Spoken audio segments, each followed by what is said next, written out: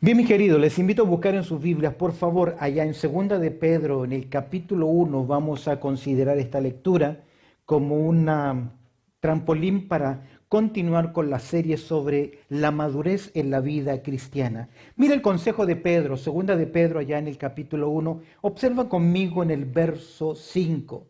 Después de hablarnos en verso 4 que tenemos participación de la naturaleza divina en nosotros, ¿logras verlo en verso 4? Dice Pedro que nosotros, usted y yo, tenemos naturaleza divina. El ser humano, los seres, los animales y todo lo que hay en esta tierra se mueve de acuerdo a su naturaleza. Eso describe su esencia. Un felino actuará como un felino, un porcino actuará como un porcino, así un canino, un perrito, un gato. Todos actúan de acuerdo a ¿qué? A su naturaleza. Ahora, Pedro nos dice, nosotros tenemos una naturaleza pecaminosa, pero también en el momento de nuestra transformación, cuando recibimos a Cristo como nuestro Salvador personal, Dios nos otorgó ¿qué cosa? Naturaleza divina. No significa que somos dioses, lo que significa es que Dios me ha facultado, me ha capacitado para tener una inclinación casi natural en mi vida a buscar hacer ¿qué cosa? Las cosas de Dios. Es por eso que las Escrituras dicen que el Evangelio liberta. Romanos 1.16 nos enseña qué cosa, que el Evangelio tiene ¿qué? Poder para liberación. Y ese poder incluye la liberación y que Dios me hace partícipe de su naturaleza divina. Ahora Pedro nos dice, ya que sabemos esto, que tenemos toda la capacidad para buscar hacer la voluntad de Dios, vosotros también. Después de esto, dice, poniendo diligencia por esto mismo, añadida a vuestra fe, ¿qué cosa? Virtud, y a la virtud, conocimiento, y al conocimiento, dominio propio, y al dominio propio, paciencia, y a la paciencia, piedad, y a la piedad, afecto fraternal, y al afecto fraternal, amor. ¿Te has fijado que a veces estas son cosas que le estamos continuamente pidiendo a Dios? Dame fe, dame amor, dame conocimiento, dame paciencia. Y Pedro, ¿qué me dice? Que es mi responsabilidad crecer y avanzar en esta área. Verso 8, ¿qué dice?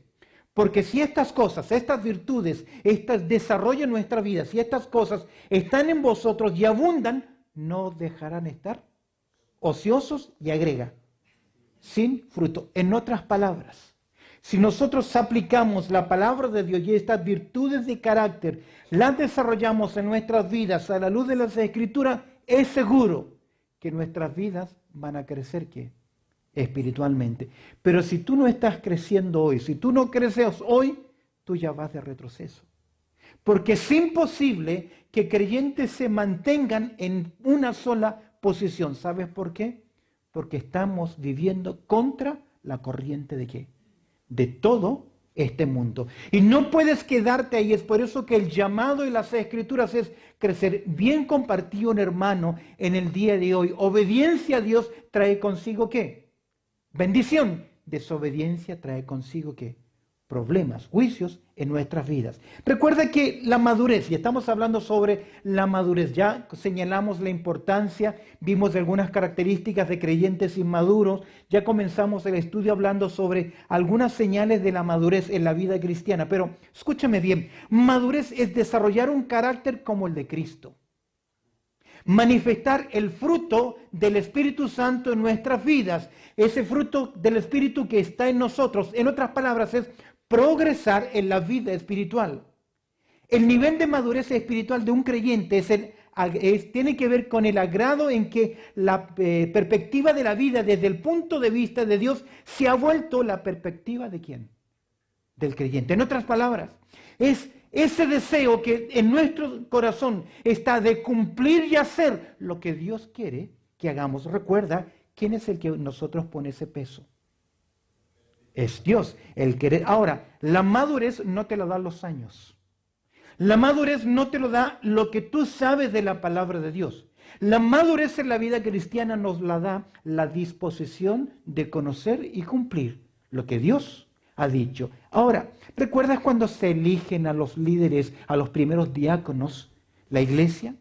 Los requisitos que ellos hablaron, de buen testimonio, maduros, llenos del Espíritu Santo. Déjame decirte algo. La madurez en un creyente es visible. Es visible ¿por qué? Porque va a manifestar en su vida ese deseo de vivir siempre ¿para quién? Para la gloria de Dios. Bien lo compartía el estudio anterior nuestro hermano Horacio. Si coméis o bebéis, 1 Corintios capítulo 10, verso 31, si comes o bebes o haces cualquier otra cosa, debemos hacerlo ¿para quién? Para la gloria de Dios. Y eso significa, me debo preguntar, lo que hoy estoy haciendo, en el lugar que estoy, lo que estoy consumiendo, lo que estoy viendo, las decisiones que estoy tomando, ¿llevan qué? Gloria a Dios. Pero será evidente en un creyente maduro que vemos que busca siempre agradar y glorificar ¿a quién? A Dios. ¿Cómo lo hizo Jesús? Jesús en Juan capítulo 17, en su gran oración, él dijo lo siguiente: Padre, ¿qué? Yo te he glorificado. ¿Cómo glorificó el Hijo al Padre? Haciendo ¿qué? Su voluntad. Desea, ese creyente que quiere glorificar a Dios, va a tener ese vivo deseo de vivir ¿en qué? Separado del pecado. No es fácil. Porque todo lo que nos rodea, todo lo que está a nuestro alrededor, ¿hacia dónde nos lleva? No hacia lo bueno. Casi es imposible, naturalmente, ni aun nuestras propias convicciones nos mantienen firmes frente al pecado. Por eso que Jesús dijo, velad y orad. ¿Por qué? Para no entrar en tentación. ¿Por qué? Porque la carne es débil. Si usted se expone a ciertas situaciones, a ciertos lugares, con ciertas personas, usted no tendrá la capacidad de decir ¿qué? No. Por eso un creyente maduro va glorificando a Dios, vive en santidad, deja de estar satisfecho ¿con qué? Con la leche, con simples verdades. Usted conocerá creyentes que llevan años y no salen de Juan 3:16. ¿Sabe por qué? Porque nunca han crecido y no llegan a comprender las verdades doctrinales y siempre siguen diciendo, repitiendo los mismos errores doctrinales de siempre porque no han alcanzado ¿qué? Madurez. No han crecido, pero nosotros debemos desear, como niños recién nacidos, ¿qué cosa? La leche espiritual. Quiero que mires conmigo una característica más. Si tú estás conociendo la palabra de Dios, como dice el libro de Hebreos capítulo 5, versos 12 al 14, si vamos creciendo, vamos a comenzar a tener la capacidad, escúchame bien, de poder discernir. Abre tu Biblia, por favor, en Hebreos, allá en el capítulo 5, observa conmigo el verso 14, Hebreos capítulo 5, versículo 14. El escritor dice, pero el alimento sólido es ¿para quiénes? Para los que han alcanzado madurez. La otra característica que vemos acá es que el creyente maduro tiene la capacidad de discernir entre ¿qué? Entre el bien y el mal. Mira lo que dice el texto, pero el alimento sólido es para los que han alcanzado madurez. La diferencia entre el creyente maduro y el creyente inmaduro está en su dieta alimenticia. Y esa dieta, lo que está conociendo, lo que está mirando, lo que está estudiando de la palabra de Dios, le va a dar la fuerza necesaria para saber tomar decisiones que son ¿qué? Correctas. Mira, es interesante, pero el alimento sólido es para los que han alcanzado madurez. Eso significa que creyentes inmaduros le rehuyen al devocional diario.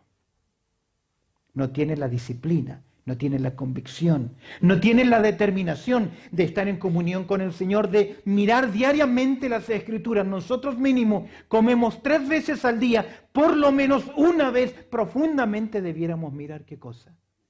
Las Escrituras. Si no, no tendremos convicción. ¿Sabes qué ayuda mucho eso? El devocional diario.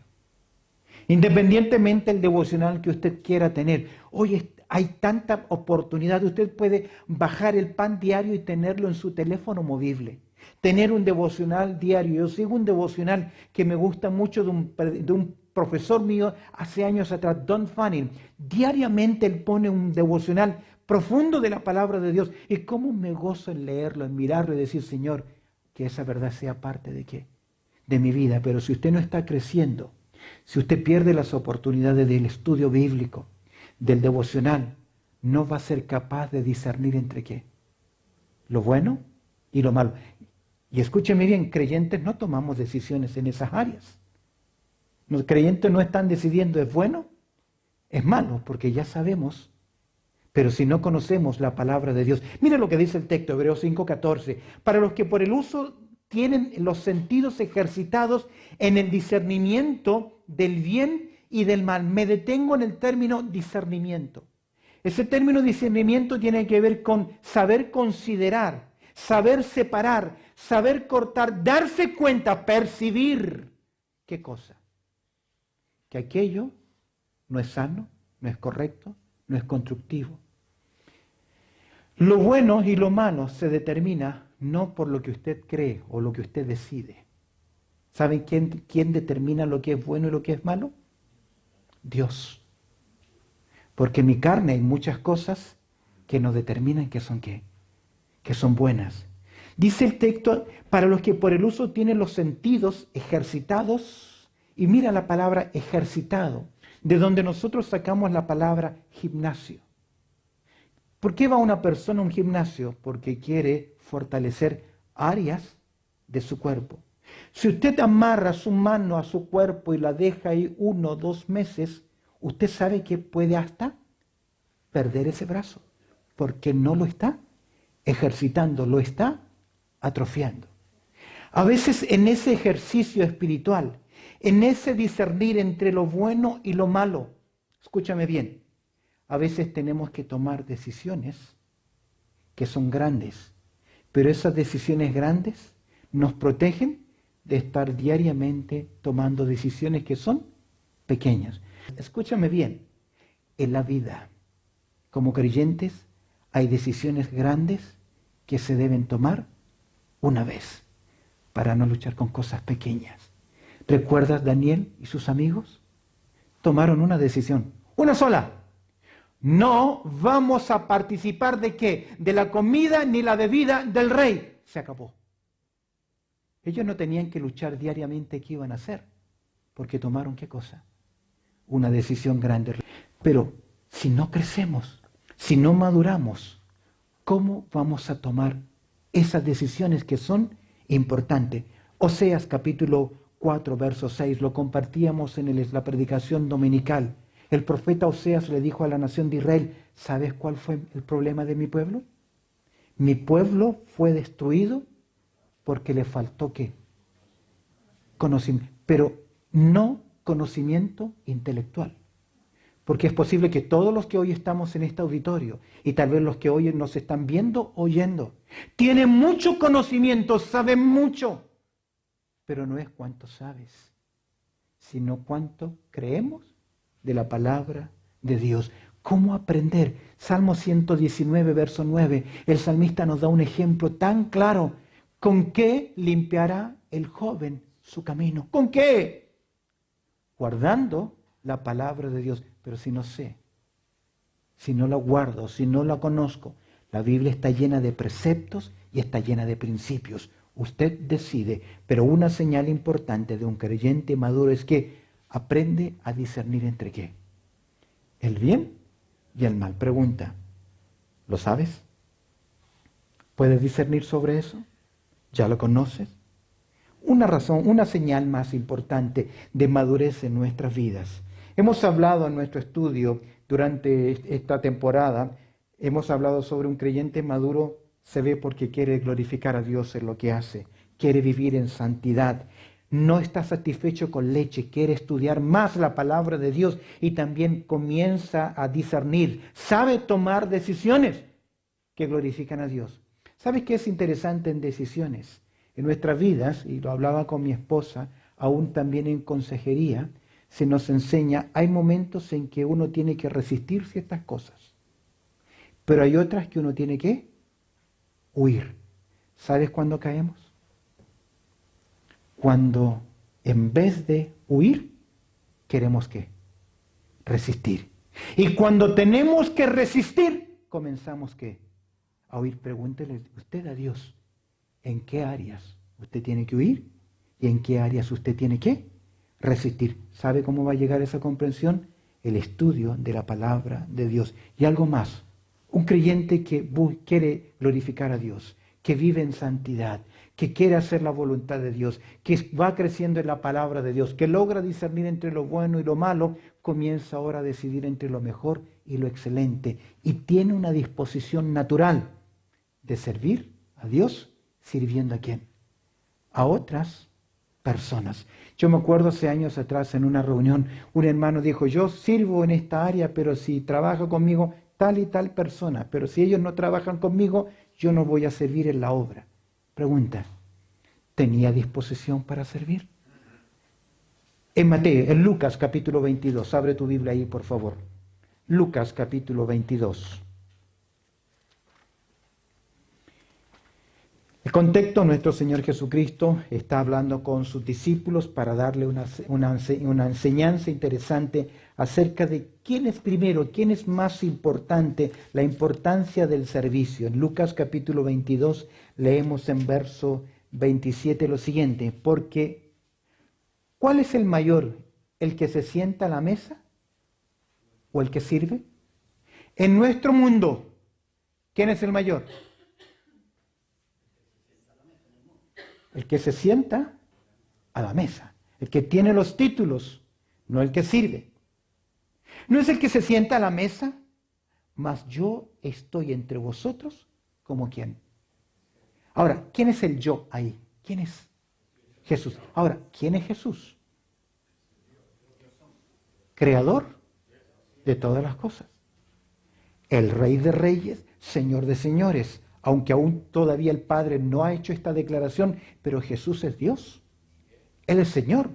Él es el dueño de todo. Él es el dueño del universo. Y Él está diciendo, miren, yo siendo el principal en este universo. ¿Te acuerdas que Pablo dice el primogénito de la creación? ¿Sabes qué? No significa el primero creado, sino la cabeza. El Señor de todo lo creado. Yo estoy aquí ¿para qué? ¿Qué dice el texto? Yo estoy entre vosotros como el que sirve. Pongo atención en la palabra servir, que es la palabra diacuo, diácono. ¿Sabes qué es un diácono? Es un diacuo, es un mozo, es un mayordomo. Es aquel que cuando usted se sienta en el restaurante y le dice, quiero esto, esto y esto, y eso es lo que él me tiene que traer, porque él está para suplir ¿qué cosa? Mi necesidad. A veces cuando nos piden que hagamos algo, nos molesta nuestro ego, nuestro yo. Y inmediatamente decimos, ¿y por qué no se va y lo hace él o ella? Mira lo que dice, porque ¿cuál es el mayor? ¿El que sirve, el que se sienta a la mesa o el que sirve? No es el que se sienta a la mesa en el mundo, más yo estoy entre vosotros como el que sirve. ¿Cómo va haciendo esto? ¿Cómo lo vamos haciendo?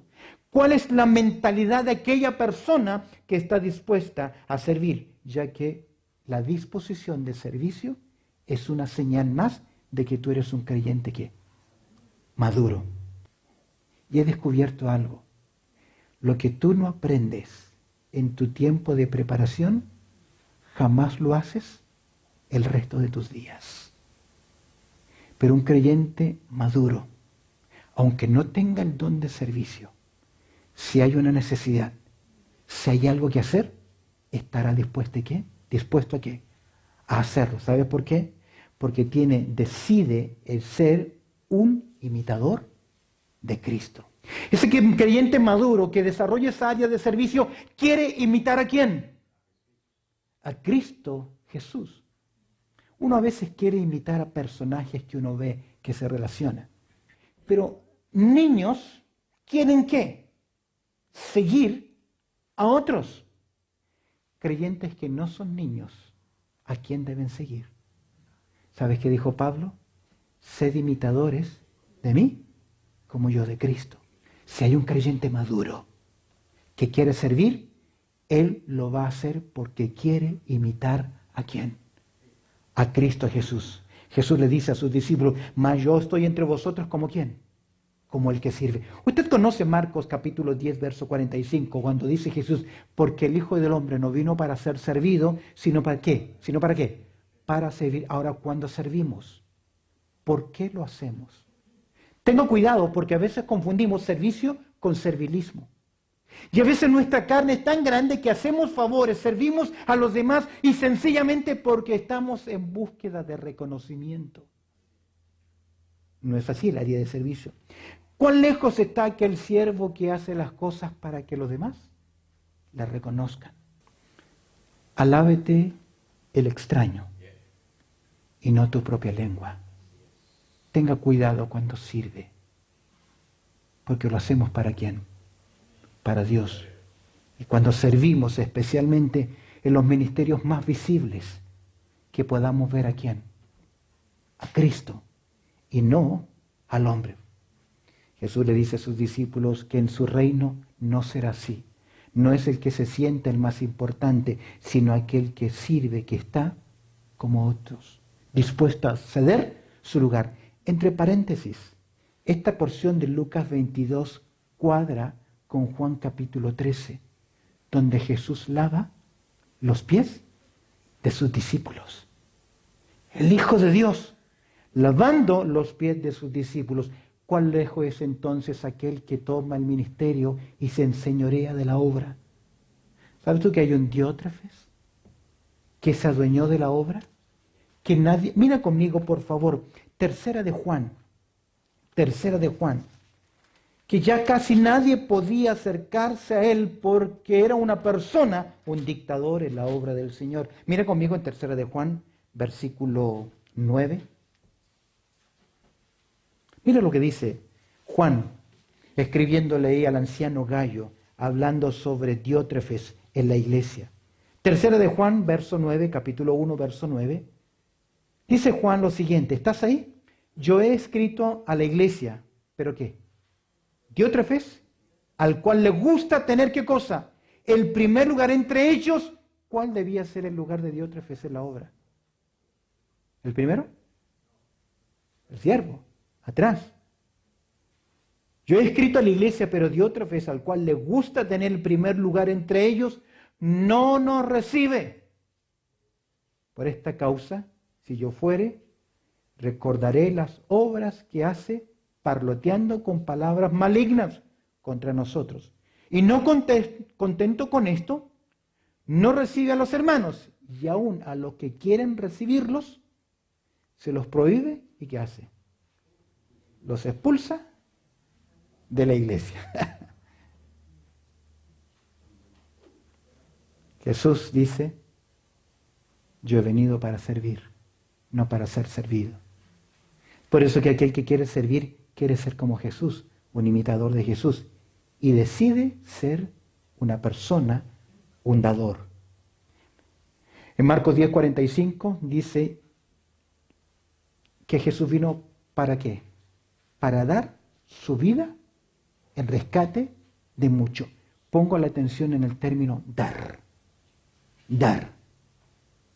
¿Recuerda Juan 3:16? Porque de tal manera amó Dios al mundo que ha dado. El dar es conceder, es otorgar, es entregar, es suplir. Primero los Corintios capítulo 13 dice el verso 5 que el amor no busca lo suyo.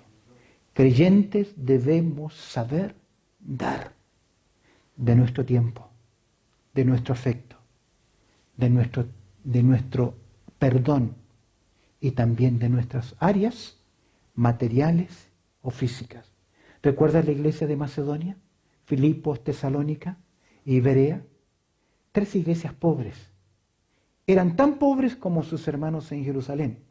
Y en 2 Corintios capítulo 8, verso 1 dice que ellos dieron aún más allá de sus propias fuerzas. Y le rogaron a Pablo, permítenos el privilegio. Yo lo veo como un niño que se tira a los pies de un papá y le dice, dame esto, dame esto. Ellos le pidieron, le rogaron, dice, me pidieron con mucho ruego que les concediésemos el privilegio de participar. Es que creyentes que aman, que sirven, son creyentes que tienen que manos abiertas para suplir. Eso es dar con sacrificio. Y lo muestran creyentes que son maduros. Y finalmente, si tú quieres servir, vas a ser como Cristo. Vas a dar, pero también vas a mostrar fruto. ¿Qué le dijo Jesús a sus discípulos en Juan 15? Mira el verso 16, Juan capítulo 15, verso 16. Jesús le dice, no me elegisteis vosotros a mí, soberanía de Dios. A veces creemos que merecemos estar en este lugar. Y merezco que me reconozcan, y merezco que me den la oportunidad, y merezco que me consideren. No mereces nada. Porque si no fuese por la gracia de Dios, no estarías aquí. Y yo te digo aún en el ministerio, compartir la palabra, yo no merezco. Dios tuvo gracia y misericordia de mí. Tal vez escucho el clamor de una madre, de una abuela, de un abuelo. Dios tuvo gracia conmigo, lo tiene con ustedes. Por eso que Jesús le dice a sus discípulos, porque ellos son discípulos de Cristo. ¿Qué es ser mejor que discípulo de Cristo? Aquel que hace milagros, aquel que provee, aquel que sana, que multiplica. Casi pudo haber en ellos una especie de ¿qué? Soberbia. Nosotros somos los elegidos, estamos con Él. Pero Jesús le dice, no me elegisteis vosotros a mí, sino que yo os elegí a vosotros. Aprendan esta lección, es por gracia, por misericordia, no por habilidades, no por talentos. No es de quien corre ni quien llega primero, sino de quien Dios tiene ¿qué? Misericordia. Nunca lo olvides, aunque Dios te use, nunca lo olvides, que no es por derecho, es por gracia. Porque lo que tienes, ¿quién te lo dio? ¿Por qué te glorías si no es tuyo? Y os he puesto, ¿para qué? Para que vayáis y llevéis fruto. ¿Y vuestro fruto qué? Permanezca. Fruto de carácter, fruto de servicio. Termino con esta pregunta. Si usted muriese hoy y va a la presencia del Señor y se enfrenta a Cristo, ¿recuerdas cuál es la primera pregunta que va a hacer Cristo a sus siervos? ¿Qué hiciste con lo que te di? Dios te ha dado tiempo, habilidades, talentos, dones, oportunidades. Usted un día se va a enfrentar a Cristo. ¿Y qué va a mostrar? Porque vamos a dar cuenta de todo lo que hicimos, sea bueno o sea malo. Es por eso que muchos van a salir de su presencia avergonzados, porque tuvieron toda la oportunidad de dar lo mejor de su vida. Déjame decirte algo, si yo hoy volviera a comenzar mi vida, haría exactamente lo mismo. Conocí al Señor a mis 15 años de edad, y desde el momento en que conocí al Señor ha sido tan bueno, con tantas oportunidades que me ha dado, que me ha cuidado, que me ha bendecido hasta el día de hoy con mi familia. Yo doy gracias al Señor. Y si comenzara, le diría, Señor, dame la oportunidad de poder hacer ¿qué? Lo mismo. Pero qué triste es que tú te mueras hoy y no lleves nada de la tierra al trono. Porque hay creyentes que mueren, pasan a la eternidad y nunca han llevado a nadie a los pies de Cristo. Jesús, ¿qué nos dice? Yo os elegí a vosotros para que vayáis y ¿qué más? Y llevéis fruto. ¿Y vuestro fruto qué?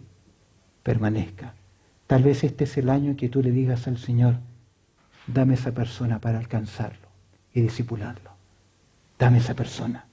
Que no pasen los años en los cuales ya no tengas la misma habilidad de siempre. Que Dios te use para crecer en tu vida espiritual. Pero es servicio, es disposición del corazón. Bendito Padre Celestial, te damos gracias, Señor, por tu amor y tu cuidado, porque tú eres bueno y cuidas de nosotros. Y sabemos que no es de quien corre ni de quien llega primero, sino de quien tú tienes misericordia. Pero tenemos una responsabilidad, añadir a nuestra fe virtud y a la virtud conocimiento. Y eso depende de nosotros, de nuestro compromiso, de crecer en la gracia y el conocimiento y desarrollar el carácter maduro que tú esperas de cada uno de nosotros. Te pido, Señor, que lo que hoy hemos considerado sea una verdad en nuestras vidas, en nuestros corazones, que no sea un sermón más que oímos, sino que sea una verdad para reflexionar, considerar, cambiar y crecer. Si hay alguien, Señor, que tú tienes que quebrantar su corazón, haz todo lo necesario. Quiebra nuestras vidas, nuestros corazones, porque queremos hacer, Señor, tu voluntad, ya que tú no vas a rechazar jamás un corazón que llega a ti contrito y humillado. En Cristo Jesús oramos. Amén y amén.